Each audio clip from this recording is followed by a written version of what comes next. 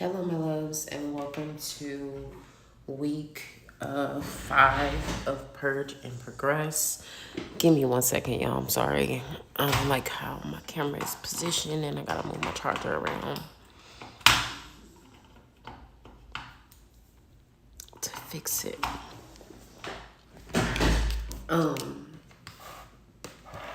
Welcome to week 5 of Purge and Progress.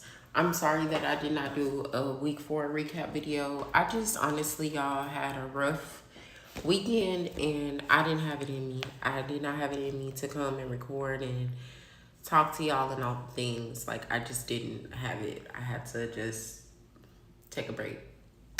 But this is what I would say about week 4.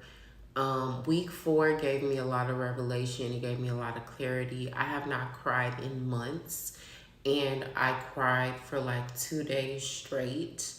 I feel like I really did need to cry. I needed to shed those tears and just release some of that weight. And so, yeah, week 4 for me, it was good. It was just, I came to a lot of realizations about foundation and stability and security and vision. And revelations that I've honestly been having, but like the confirmation to those revelations came in this weekend. And that put me into a space where I'm like, I know that doing this Purge and Progress, first of all, is definitely something that I need to be doing, both personally and professionally, but also just allowing myself to get into a spiritual routine, sharing my spiritual journey, and bringing that aspect of fasting, of prayer, of ritual to my client base is very imperative. And it's also very imperative for me in my lifestyle. So that's what I got out of week 4. Other than that, the week was pretty smooth. I really, like, the journals gave me what I needed.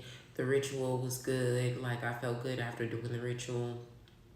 It was just the energy of last week, plus me and everything I have going on. It just really was a lot. So that's why I didn't come on Sunday. I couldn't. And then I was like, oh, well, I can record it on Monday. But honestly, I didn't want to. And, like, I just feel like I could, because week 4 was so simple, I really didn't need to. Like, I didn't need to come and do a reading on it and all that. This is fine. So, that being said, we're going to move right into week 5, okay? This week is about clarity, reflection, and momentum. All right, I also do want to point out that today is 8/8. It is the height of our Lionsgate portal. So the ritual that we are going to be doing is in association with that Lionsgate portal. I would recommend that you do that ritual within the next 4 days, seeing as how the Lionsgate portal is going to be over on the 12th. And I want you guys to tap into that energy, okay? If you do this challenge with me personally, there is a different ritual that we would do on this particular week. It still kind of has some of the same facets, but it is a little bit different. So that's just something to keep in mind. But let's go ahead and get into it. So the journal questions are always deep. You already know we're at week 5, so you already know we're about to get into it by now. So first question, in what areas of my life do I need to cultivate greater flexibility and let go of possessiveness or stubbornness? In what areas of my life do I need to cultivate greater flexibility and let go of possessiveness or stubbornness? Honestly, in all the areas, I can be very fixed. Once I have my mindset on something going a certain way, that's it. Like, I don't really like to venture outside of that. I don't like to find another way. Like, that's just it. But I need to cultivate greater flexibility and let go of possessiveness and stubbornness in all of the ways. I need to let go of possessiveness and stubbornness when it comes to my business, when it comes to my relationship, when it comes to my friendships, when it comes to my relationship with myself and the way that I treat myself and the things that I feel like I need to do. Um, I need to be more flexible when it comes to my diet, when it comes both physically, mentally. I need to be more flexible when it comes to the people that I'm surrounding myself with. I need to be more flexible about the events that I go to. I need to be more flexible about the opportunities that I'm willing to take. I can be so fixed, and I just feel like I need to be more flexible in all of the ways, because a lot of times me being so fixed and having my mind set on things working out a certain way can block me from my blessings. So that's what I put for that question. What forms of wealth do I possess that I can share more generously with others? I feel like my highest form of wealth is my spiritual wealth. I came into this world anointed, and I am still anointed now to this day at 31. I've always had psychic and prophetic messages, dreams, visions, even as a child. I didn't start really fully tapping into it and knowing what it was until I feel like my formative teen years, so about 17 through 19, when I started studying astrology and getting into tarot again. And then moving further into my 20s, becoming parts of groups with witches, and getting mentors, spiritual mentors, and learning, and all of those things, it just added to that. And so I feel like my highest form of wealth is my spiritual and mental wealth. I have a strong knowledge of emotional health as well because of my spiritual and mental wealth. And I should more generously share my spiritual wealth. I share it very generously now, but sometimes because I do this for a living, I find myself restricting how much I want to share, restricting messages that God told me to just give for free. I find myself restricting and holding back certain things, and I need to just be a little bit more generous in that way, because if God says share it, and then that means I'm going to share it, and the wealth will come. Sometimes I just hold it back until I feel like it's an opportune time, and then I say it because I feel like I'll get more reaction from it. It's not about the reaction. It's not about the revenue. It's about doing what God said do. And I'm just at a point in my journey where I'm following what spirit is telling me. Like, I always follow what spirit tells me, but I also am very strong-willed, and I put my will above what spirit is telling me to do sometimes, because I'm like, it's me. It's me. It's my higher self talking to me. At the end of the day, when my higher self is telling me to do something, it's for my own good. So I need to listen, and that's just it. And my higher self has been telling me, open your heart. My higher self has been telling me, lead with love. My higher self has been telling me, be of service, be generous. So I'm going to do it. And that all goes back to spiritual wealth, because I do have the spiritual backing. I have the protection. I have the righteous messaging coming through. It's just a matter of me listening to it and following it, following the advice. How does my immediate situation create financial obstacles, and what are the underlying limiting beliefs I hold about money? How can I consciously overcome these blockages? So I would say, how does my immediate situation create financial obstacles? Being an entrepreneur, finances is very inconsistent. It's very up and down. Sometimes I'll have days where I have 10 people booking, and sometimes I'll have a week and I may get 1 or 2 clients. That is very, it's like a test of faith. And I think for me, it puts me into a space where I feel like I don't deserve the money, because there's something that I'm doing that is causing the clientele not to be consistent. Meanwhile, it could just be people don't have the money right now. They're not prioritizing their spirit. Like, it could have nothing to do with me, but then because I'm putting it on myself, I'm allowing it to determine what I do and my output, and that is taking the money out of my pocket. Because even if I don't book clients every day for 11 moons, I do have other avenues that I can make money. I sell and make products. I sell those.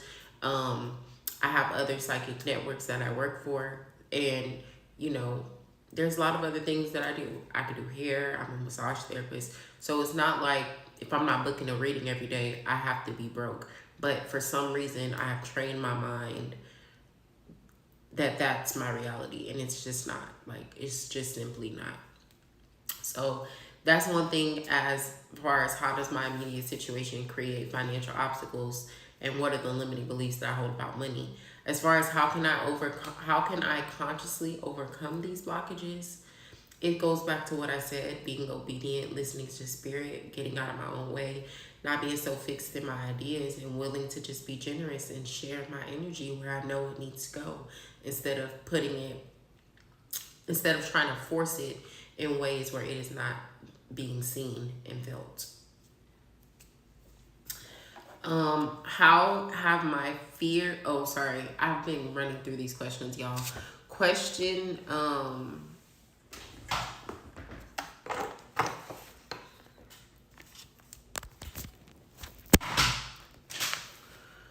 Question 2 was what forms of wealth do I possess that I can share more generously with others? And then question 3 was how does my immediate situation create financial obstacles? And what are the underlying limiting beliefs I hold about money? How can I consciously overcome these blockages? Okay. Question 3, how have my fears of failure or success held me back from reaching my full potential? Am I willing to release these self-imposed limitations? If so, what steps will I take to break free from them? Honestly, you guys, I've been struggling with this for a long time because I've been trying to figure out, like, do you have a fear of failure or do you have a fear of success? I used to think I had a fear of failure until I literally quit my job, stopped everything that I was doing, and decided that I was going to build a spiritual business from scratch. And then I was like, girl, you don't have a fear of failure because anybody who has a fear of failure is not going to do anything like that. You have a fear of success because every time you're put in a position to be a leader, be successful, be consistent, you always find a way to sabotage yourself because you don't want too many people to count on you. You don't want too many people to look at you as a role model, as an example. You don't want too many people leaning on you. And it's like, yeah, that's the truth. Now that I'm saying that out loud, honestly, y'all, that's the truth. And so I would say I do have a fear of success. How has it held me back from reaching my full potential? I just told y'all, like, I have a tendency to push myself down, to dumb myself down, to just shut down, freeze, and stop. And that lack of momentum, that lack of consistency, that lack of transparency too, it has kept me stuck. Am I willing to am I willing to release these self-imposed limitations? Yes, I am. I'm ready to release them. And I don't need them anymore. I don't. I don't need them anymore. I don't need them anymore. I don't need them anymore. I don't. So what steps will I take? I will continue to do things like this. I will continue to fast. I will continue to pray. I will continue to go into consistent ritual. I will continue to share my journey with my following, with my subscribers, with my supporters, whoever, however you want to name yourselves. I will also not be afraid to step outside of my comfort zone and come out of the virtual world and go into the real world again because I have gotten away from that. Like, there was a time when I was out, I was always doing massage, I was always doing bending gigs, I was doing readings at shops and in person all the time. And I got away from that. Like, now most of what I do is virtual. I like that because it's more convenient for me. But at the same time, Spirit has been telling me you need to go outside. You need to connect. People need to feel your presence. They need to feel your touch. You need to be out connecting in real life, in real time. So I think adding some of those things back into my practice is going to be key in getting past some of those self-imposed limitations because I did feel like I was more in alignment and flow when I was doing that. But another thing is fasting and praying. Y'all, when I say you don't have to light a candle, You don't have to get no crystals. You don't have to buy a whole bunch of herbs. If you get you a journal, commit to writing, commit to prayer, and commit to a routine of fasting, spirit speaks and spirit moves every time. Every time. Okay? So for me, that's gonna be my formula from now on. Like that's gonna be my go-to. After this month, I didn't do it this month because I did a lot of fasting in July, and then the first few days of August, I think I was out of town or something. I can't quite remember what was going on, but I was doing a lot of movement, so I couldn't really eat like what I wanted to eat, like if I wanted to do a fast and have just access to all fruit. Um, so I didn't do it the first few days of the month because I said that's what I'm going to start doing, fasting the first 3 days of the month. But I did it in July. I also did a second fast, I think the third week of July, 3-day fast. Um, I'll probably end this month with a 3-day fast, if not do one mid-month. But then going into September, I'm starting every month with a 3-day fast. I might even extend it to a 7-day fast for the rest of the year at the start of every month, because I just feel like that's what my spirit is telling me to do. Fast, pray, and journal, and promote that. And read. Okay? Read. Take your education, your knowledge, your brain power seriously.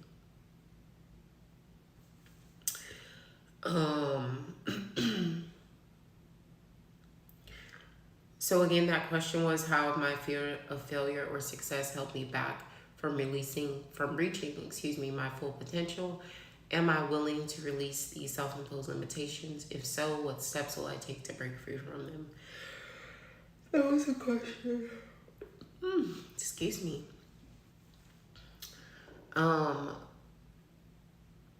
How do I define success? Am I satisfied with the responsibilities, lifestyle, and attachments associated with that definition?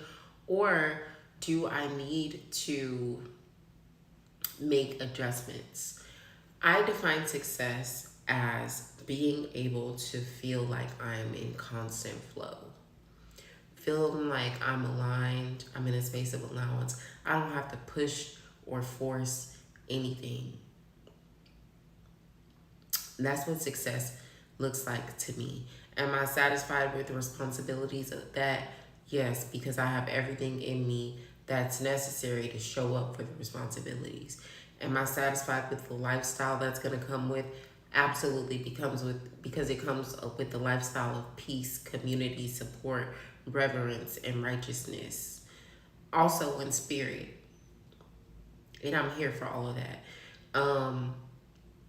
Same thing with the attachments associated with it. I'm here for it. I'm here for it. I'm satisfied with responsibilities. I'm satisfied with the lifestyle. I'm satisfied with the attachment. The only adjustment that I need to make is not allowing other people to define my success, and making sure that I am defining my success at all times. What positive financial opportunities or improvements do I anticipate manifesting over the next 6 months? I really don't like to answer questions like this out loud, but for the sake of transparency and vulnerability, I will say this. I'm at a point now where all I'm trying to do is make consistently $5,000 a month. There was a point in my business where I wanted to make consistently $2,000 a month. I got there. I'm at a point now where I want to make consistently $5,000 a month. $5,000 a month is only $60,000 a year. It's not that much money. It's not. So as far as the financial opportunities or improvements, I'm about to do whatever I got to do to reach that number. If that means that I have to outsource and work outside of my business, that's what I'm going to do. If that means that I have to go live more often, that's what I'm going to do. If that means that I have to be consistent and show up as far as content, that's what I'm going to do. I anticipate manifesting opportunities that land me clients that are ready to do the work one-on-one, that are ready to coach and go through the programs. I anticipate manifesting supporters that don't mind actually becoming a paid subscriber to support my content and to continue to go deeper on their journey. I anticipate getting more momentum in terms of the physical products that I want to add to my current product inventory and pushing that energy out. I anticipate making some collaborations that will lead to me doing a wellness retreat with 2 other spiritualists. Those are some opportunities that I anticipate. As far as improvements, I intend to improve on my view of money. I intend to improve on the way that I spend money. And I also intend to improve on the way that I value service. Because me valuing service brings me flow. And flow for me is income. Okay? So that would be my answer to that question. I could go a little bit deeper, but I'm gonna leave it right there. Again, the question is, what positive financial opportunities or improvements do you anticipate manifesting over the next 6 months? Okay. So with that being said, those are our journals for this week. Make sure that you guys write those down. They are in perfect alignment with clarifying your intentions, getting through any type of blocks that need to be identified, and then being able to refine your vision for this Lionsgate portal. Okay? So I would highly recommend that you guys do these journals. Highly, highly recommend. All right, now let's go ahead and get into our ritual instruction.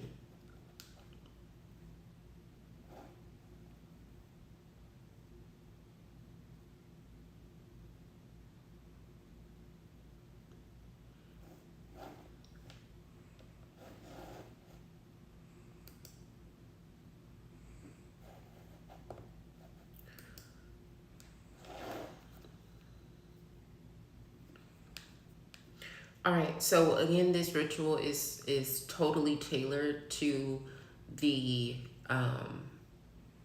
Lionsgate portal energy. I would encourage you to do it sometime between today and the 12th, okay? Sometime between today and the 12th. Find a tranquil spot. It could be your room, it could be your prayer closet, your altar. You can go outside. I don't care what you do, where you go. But find somewhere that's quiet, somewhere that you can reflect and turn inward, okay?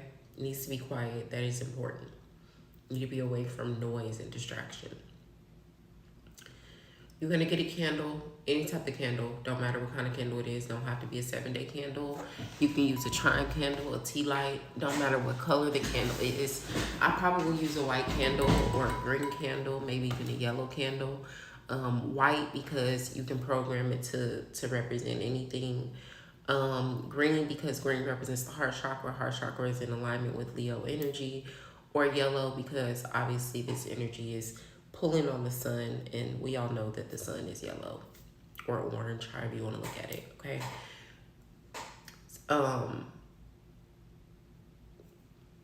So yeah, that's what I would do, but you can use whatever you have, or whatever what's easy for you. So you're gonna get your candle, you're gonna get a bowl of water, just a small bowl of water, preferably something ceramic or like fireproof that you're gonna put the water in. Not like a glass bowl that'll crack easily if it gets too hot. That would be my recommendation to you. And then if you have crystals, you can use crystals to symbolize the earth element. If you don't have crystals, you can use coins, you can use rocks, grass. Okay. So once you've got your ingredients together or your tools, and then you're going to need a journal and a pen, okay? Once you got your tools together, you're going to go ahead and sit down with your journal and you're going to just think about your life in different dimensions. Okay, what are those 8 dimensions? You're gonna think about your life mentally speaking. You're gonna think about your life emotionally speaking. You're gonna think about your life physically speaking. You're gonna think about your life financially speaking. Then you're gonna move on to spiritual, and then you're gonna move on to your inner self. Then you're gonna move on to material 3D, and then you're gonna move on to your true self. These are the threads that work together to create the tapestry of your life and make you who you are. Okay? Now, once you've turned your focus to each dimension, write a heartfelt and precise intention for each one. Okay? For each one, there should be a total of 8. 8 different dimensions of yourself and 8 different intentions for each of those dimensions. So for example, the mental dimension, your intention might be, I want to cultivate unwavering self-belief and positive mindset. For the physical, it might be, I want to be vibrant, healthy, and I want to have more energy. And then you just continue that for each of the 8 dimensions. You need to be very specific, but you can add more detail to it. Okay? Just make sure you do it for all 8. All right? Once you've done that, you're going to go outside. You're going to go outside. You're going to turn to the sun. Turn to the sun. Put on some sunglasses if you need to, or just simply close your eyes for a moment. Look at the sun. Sit under the sun. You don't have to stare directly at it, but just turn your gaze towards the sun. Make sure that the sun is hitting you, and you're going to speak your intentions into the sun. All 8 of them out loud. Just find a quiet corner outside to yourself. Okay? Speak them out loud. Sit with it. Feel the energy of the sun infusing your being, infusing your intentions, magnifying them out, expanding them, letting your words ride in the breeze, okay? Soaking up that element of fire, of air, right? Once you have done that, then you're gonna go ahead and go back inside. I would suggest spending at least 8 to 10 minutes outside doing this and feeling the energy and just breathing in and connecting with that energy of the sun as you give it direction, okay? Once you've done that, you're going to go back inside. Now, when you get back inside, you're going to come back to your journal. On a different sheet of paper, you're going to go ahead and declare with the power of intention 8 things you willingly are letting go of. Allow these words to just flow right out from your heart, unburdening your spirit. Hold the paper in your hand, feeling the weight of what you're releasing. And then when you feel ready, when you feel convicted, light that thing up. Light it up. Watch the flames dance around the paper. Visualize the fire's energy transforming your intentions into reality. Just like the sun is set to magnify the things that you want to manifest, this fire is burning down these declarations that you're releasing. It's burning them down. When it gets to the point where you can't hold the paper anymore and you're going to burn yourself, you're going to douse that paper into water. Okay? Douse it into that bowl of water. See your attachments, worries, old patterns turning into ash, dissipating into the universe, rising up like smoke. And then feel the cleansing waters wash away what no longer serves you. Feeling that energy of rebirth, renewal. And then once you've done that, if you still have remnants of the paper in your water, flush it. Flush it down the toilet, throw it back outside. I would suggest flushing it or throwing it away instead of giving it back to the earth, because I don't want to give that to the earth. I don't want to give it. We're just getting rid of it altogether. So once you've done that, you're gonna go ahead and do what I like to call a 8-4-6 breath. So you're going to repeat this 4 different times, but what you're going to do is you're going to breathe in to the count of 8, hold it for 4 counts, and then breathe out to the count of 6. And you repeat that at least 4 times, but up to 8 times. Once you're done, just declare that you've transmuted, you've cleansed, and you've released. The fire has devoured your attachments, the water has cleansed your spirit, the earth has grounded your intentions, and the air has carried your hopes and prayers out into the universe. And you can go ahead and step away. The ritual is done. If you would like to incorporate a psalm, I kind of had a few different psalms that you could work with this. So Psalms 11 just came out to me, and hold on, let me pull up my notes for Psalms 11.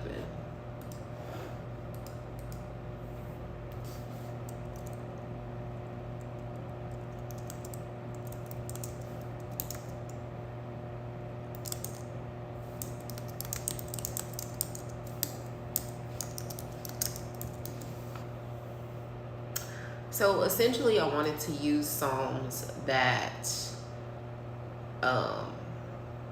carried the energy of number 8. And I did find several psalms that carry the energy of 8, several even that I currently work with. So I'm not gonna say I didn't care for these, but it didn't give what I want, what I was like, the depth. I wanted more depth. So Psalm 11 came across something that I was reading or looking at, and I was like, this is what I need. Psalm 11 basically is a message of resilience and faith in times of crisis. We are in crisis. As much as we would love to just be like, the world is fine, everything is going to be great, everything is wonderful and divine, we're in crisis. We're in a time of spiritual and mental warfare. Our basic needs are being threatened. Our safety is being threatened. Our rights are being taken away from us. And we basically are getting to a point where we are becoming products over humans. We're becoming images over humans. And this psalm reminds me of my humanness. And so I would encourage you to use this psalm. It really is about seeking courage and strength, finding refuge, having the power and protection to face opposition, knowing that you are protected, affirming your faith, and then going back in with meditation and reflection so you can be the change that you really want to see. I would recommend saying that maybe at the start of your ritual, and then to finish your ritual up,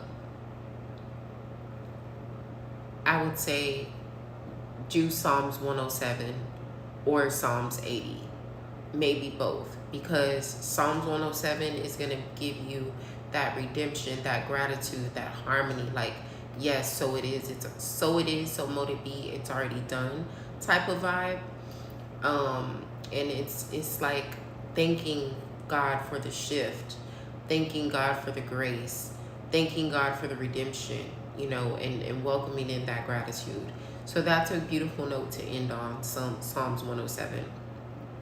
Or you can do Psalms 80, which Psalms 80 is a call for divine light and intervention. If you do Psalms 80, I would say you don't really have to incorporate Psalms 11. But if you're going to do Psalms 11, I would say do Psalms 111 at the beginning of the ritual, finish the ritual out with Psalms 107. And y'all know I always say write the psalm down as it is. then write your own interpretation of it, and then stick with that psalm for a certain amount of days or weeks or however long until you start to see things manifest. That's how you do Psalms magic. I keep telling y'all that. I'm gonna keep telling y'all that through this whole process. And I'm sorry, this is just bothering me because I always have my moon on the left and my sun on the right, and they're opposite right now, so I gotta fix it.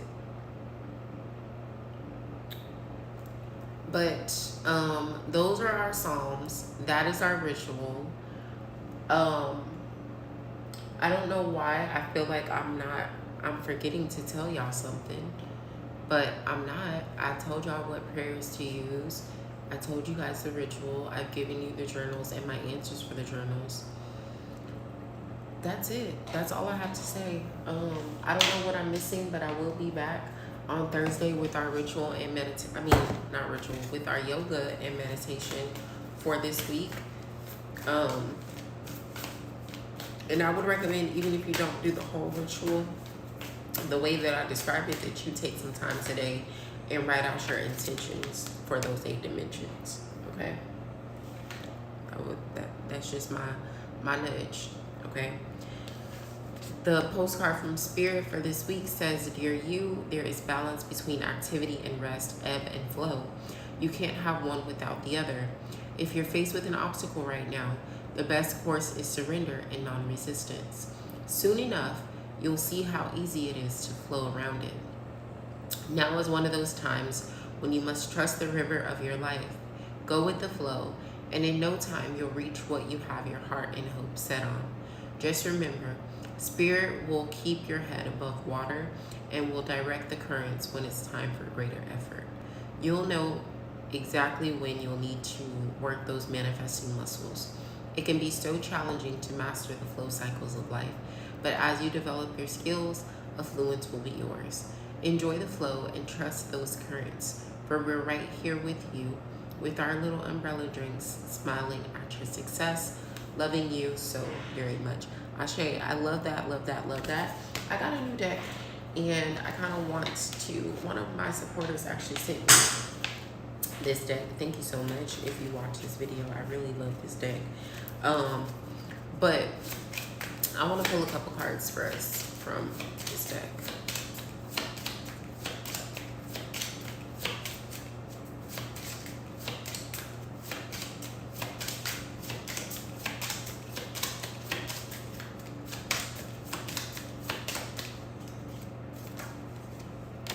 Take responsibility. I was just talking about that. Take responsibility.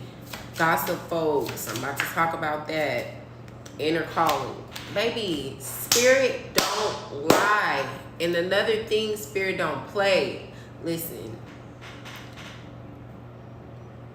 I can't make this shit up. I can't make this shit up. I'm telling y'all. It's time that we have to start taking responsibility for what we say we want and for who we say we are. We have to. We don't have no other choice. It's just time. And when it comes to the gossip folk energy coming through, stop putting your mouth on people, because the same thing that you put on people definitely will come back to you. One way or another, it will come back to you. And not on some negative karmic shit, but just on some, you're bringing impurity into your spirit. And for what? What is your intention behind talking shit about somebody? For what? To make yourself feel better? To get a laugh? You need to ask yourself why that makes you feel better. Why do you feel that's humorous?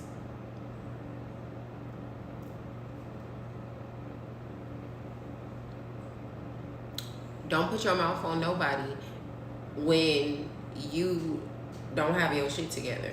And none of us completely have our shit together, because we're all growing and evolving through this experience. Whether some of us are up here and some of us are up here, some of us are up here, that does not give you the right to talk down on somebody else. So just cut it, okay? Cut it. And the people that are worried about people gossiping about them, don't worry about what they say. It don't matter what they said, and it don't matter what you see. It matters what God said, okay? Period. It matters what Spirit is saying to you. It matters what your higher self is telling you to do, period. And when we talk about inner calling, that's the inner calling. What does God say to you? Who did God say you are? What is your higher self calling you to do? Are you going to stick with that, or are you going to keep wavering because of the bullshit?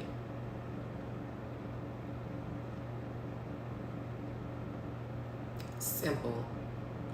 We always make things so hard when it's actually simple. Simple. I'm gonna leave y'all with that. Again, I'll be back on Thursday. I hope you guys tap into this Lionsgate portal energy, and have a good week.